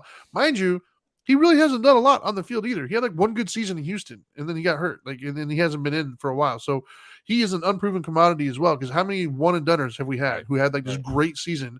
Right. I'm looking at you, old boy from Baylor that went to the Redskins. I can't remember his name at the moment, but he broke his leg and just never been the same. But I just would have loved to been in the room when that discussion went around about, all right, so who's taking the questions at the press conference? Not it. Like, because how do you sit there with a straight face and just come on? We all know whether they said it or not. Everybody, like the big elephant in the room is really, like really. Like, I don't know. I wouldn't have been able to. I would not have been a good employee that day because there's no way I could have sat there with a straight face and said, "Yeah, we think this is the best move for our organization." Like that, just the balls that took. And of course, it was the Browns, right? It's such a horrible organization. Right. Of course, it was the Browns.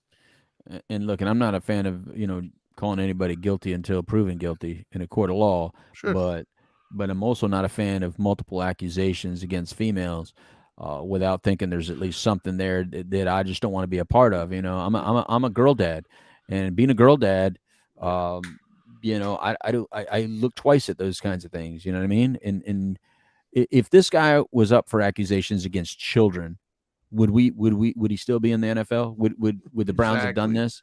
You know, if he would have been under 23 accusations for race-related violence, would we be in this situation? To me, it's the equivalent, right, of saying, because not to get off subject here, but I've had this conversation with my wife before, right?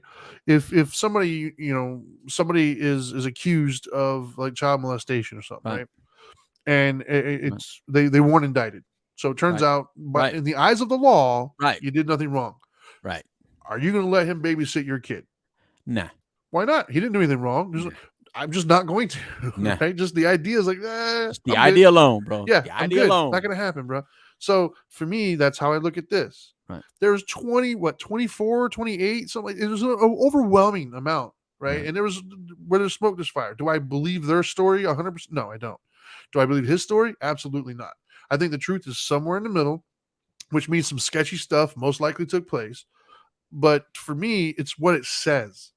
He's in the middle of the fight, and you sign him to the biggest contract. You didn't wait till it was over. You didn't wait till he does the therapy tour, where he's like, I'm sorry, I learned from my lesson. Okay, we give you another shot. He's never going to have to do that. No, why? He got the biggest contract in the dude. Michael Vick fought dogs. What I was gonna say. That's what I was gonna say. Michael Vick fought dogs and was like the worst human being on the planet for like we care 6 more years. about dogs than women. He had to go on this PETA tour of like, even now there's still people who hate this guy, but yet this dude potentially raped or sexually assaulted 26 people. A couple of them did say rape, by the way. And no worries. Biggest contract. We love you, man. Like. And then what's even worse is when the suspensions came out, it was like 4 games, and then the NFL even had to say, like, "Come on, bro, like it needs to be more." So whether they settle on 12, I think, but they wanted to give him 4. This dude, like, I can't even wrap my head around that. Like 4 games and the richest contract. Like, what is this telling this dude and every other kid? As long as you can run fast or jump high, nobody gives a shit. Talk about privilege. It's called watch the movie The Program. That'll tell you everything you need to know, man. As long as you're winning, nobody gives a shit. Yep. There's an athletic privilege in this world where crazy. Professional athletes have gotten away with horrible behavior for a long time. There's rock stars that have rock star privilege. They've gotten away with piss poor behavior for a very long time. There's celebrity privilege. It's not new. Hell, dude, what was that dude that walked on stage and slapped our boy? Will Smith. When he slapped Chris Rock. You're allowed to slap somebody during a TV show and not get arrested. I mean, there's a privilege that exists. Yeah, that is the true conversation. Yeah. That is the ultimate true conversation. Remember when Ray Rice hit his wife in the elevator? Yeah. First of all, he got a slap on the wrist until the video came out. Then all of a sudden, everybody wants to act like they didn't know what happened. We all knew. He just had video, so it got worse. Yeah. That same week, I shit you not, look it up. Yeah. That same week, his teammate, Suggs, got the police call because he beat the hell out of his girlfriend, threatened to kill her with multiple guns and everything else. You could listen to the 911 tape where she called him. That same week that happened, he got the largest contract of a defensive player. The same week that Ray Rice did all that stuff. Nobody cares. So not only was it not reported, but then he got the biggest contract of a defensive player. So they only care if they feel like they have to care. If it's a big deal that's made, then they're going to pretend like it's a big deal. But at the end of the day, as long as you can run fast or hit hard, nobody cares. They just don't care. Which, disclaimer, we have friends that have ran fast and hit hard and stuff like that. I love you guys. It's not, I love the privilege that you've enjoyed. Let's just not put our head in the sand and act like it didn't exist. But let's at least be honest. The true privilege in the world that we know is true is fame, privilege, fame and power. If you have money, fame and power, that's the true privilege that exists that we need to be talking about. Let's get away from colorism and let's get more into stature. What value does the society, what value are they putting on you? Like, where are we putting our value? Do we put our value in someone who's scientifically brilliant or just famous? Just famous. You know what I mean? The Elon Musks of the world that actually do something to change the world in a positive direction gets crapped on. Just take them too. Take them too. Right there. Michael Jackson. still universally loved by like so many people. Music, I cannot escape his music still to this day. Right. And I personally liked his music. I know you didn't really care for it too much. I liked it, but even I choose not to listen to it these days. Right. I don't know of anybody that could watch that documentary and not walk away thinking there was probably some fire where that smoke was at. I mean, I didn't see it with my own eyes. He didn't go to a court of law, but dude, like, I don't know it, but I know it, right? And people still, it's like a controversial thing, or whether you like him or don't like him. Yeah. And yet Elon Musk has not done anything to anybody, Right. except for put people on in space, took over the space program, helping the green world by having batteries and cars, self-driving cars. The concept where you just sit in a car, people are sleeping, and it's still driving where you gotta go. He's done all these amazing things, and yet when he went on the Saturday Night Live, they had to have like a trigger room or safe room because just being in his presence triggered you and everything else. Like, I can't wrap my head around that. Is such a horrible thing, but him diddling little kids, he made good music though. What? It's like, just, yeah, dude. We need to have a show on that, man. We really do. Yeah. On where the real, because that's the thing that does piss me off. To be honest with you, when we start to get to the race stuff, aside from the fact that I'm white, so I'm obviously wrong all the time. The thing that does piss me off is it feels like the Wizard of Oz. Pay no attention to the man behind the curtain. To me, the real injustice in this world, in this country, anyways, and I'm going to say the world because it's not unique to just us. Money, power, and fame. If you don't, it's the haves and the have-nots. If you've got that silver spoon, regardless of how you came across it, if you were born it, if you earned it, I don't care. If you have it, it's a club that we are not in. And that club can do basically whatever they want. And if you don't, if you're not in that club, that to me is the funny thing, is we're all arguing. This is what it reminds me of, right? So we're all arguing amongst each other about black and white and Spanish and all this other stuff, and we're just fighting blues and reds and all this other stuff, right? And meanwhile, they're over here just laughing their ass off, continuing to get more rich and more power, right? And what it reminds me of, and I'm gonna try to handle this delicately so I don't upset anybody, but I'm just gonna call it how I see it. I remember years ago when I was a kid, I lived in the hood, but I also had some rural friends, basically redneck friends, and a lot of my redneck friends did not like the Puerto Ricans that were invading us, as they called it, because literally it was just like, man, every time you looked around, it was like they were just popping up, dude. It was just, there was so many Puerto Ricans around us. We come in groups, bro. Yeah, man. Like, you felt like you were like, what the hell is happening, right? And it would piss them off. And then I was friends with a lot of Puerto Ricans and other Hispanics. And as I became closer to friends with all of them, I kept noticing like arguments that they would all get into. The Puerto Ricans hated the Dominicans. The Dominicans hated the Puerto Ricans. Everybody hated the Mexicans. Cubans didn't get along with other. It was like all this weird infighting, and then all of them collectively hated Spaniards because of the stuff. They didn't like the Colombians because they said the Colombians were arrogant, and so like all these Hispanic groups were fighting against each other and like really angry with one another. And I just laughed because it's like, you guys are over here fighting, but you see that dude over there? You're all Puerto Rican to him. Like, he doesn't care what country you're from. So you're wasting your time fighting amongst each other. Meanwhile, this dude over here really doesn't like you, and you're all just Puerto Rican to him. And so you're missing the point. Like, that's the enemy. That guy right there does not like any of you. Right.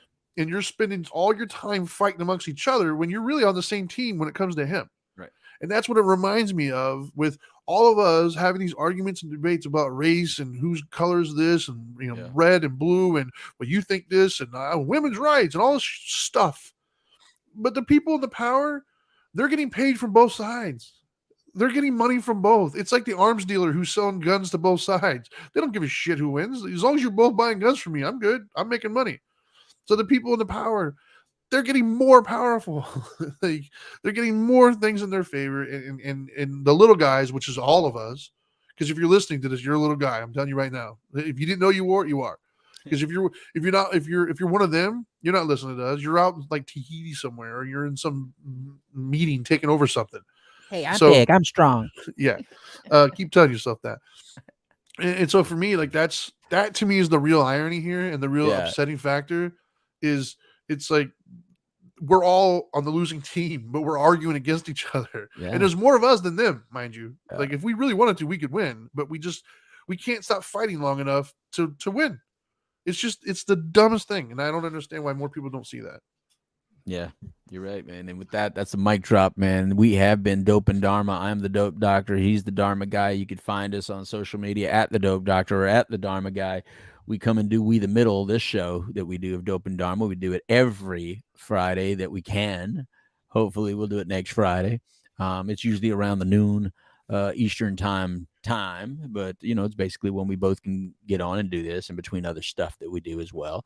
On Monday nights, we got a good Monday night show coming up on the Couch Live version of Dope and Dharma. We got Marcia Flagler. Dr. Marcia Flagler is back in town, Trinity. So she's going to be on the Couch Live, and she's going to share her story. She's celebrating 31 years of long-term remission from addiction, brother. 31 years. So Dr. Marcia Flagler is good to have her on. Her brother played for the Redskins when they were still the Redskins. Nice. I should ask her, does she call it the Commanders now? Like when she says my brother played for, does she say the Washington Commanders, or like does Fred Stokes say I played for the Washington Commanders, or does he say I played for the Redskins that are now Commanders? Yeah, it's a good question. So Dr. Marcia Flagler, we'll have her on the Couch Live. It'll be about 8 p.m. Here and on WOKB on your local radio station here in Orlando. And then of course Tuesday. I got to check my flight times. Might have an earlier Dharma guy. Dharma time. Yeah, Dharma time, because I think I get on a flight Tuesday. I got to check the flight time to see. Let's do a Dharma time, and if not, maybe we'll do it Monday and just have it there. So we shall see. I'll check out some times, Trinity, and be able to let you know. But Dharma time is another version that we do where we talk about spirituality and we focus on that. So that's when the Dharma guy's not as angry as he was today. Not as moody as he was today. A little less hyped up because he's playing the Dharma guy on that day. And, anyway. So, again, the Dope Doctor, the Dharma Guy. This has been Dope and Dharma. Adios, amigos. It's time for a taco. Thank you guys for joining us. See ya.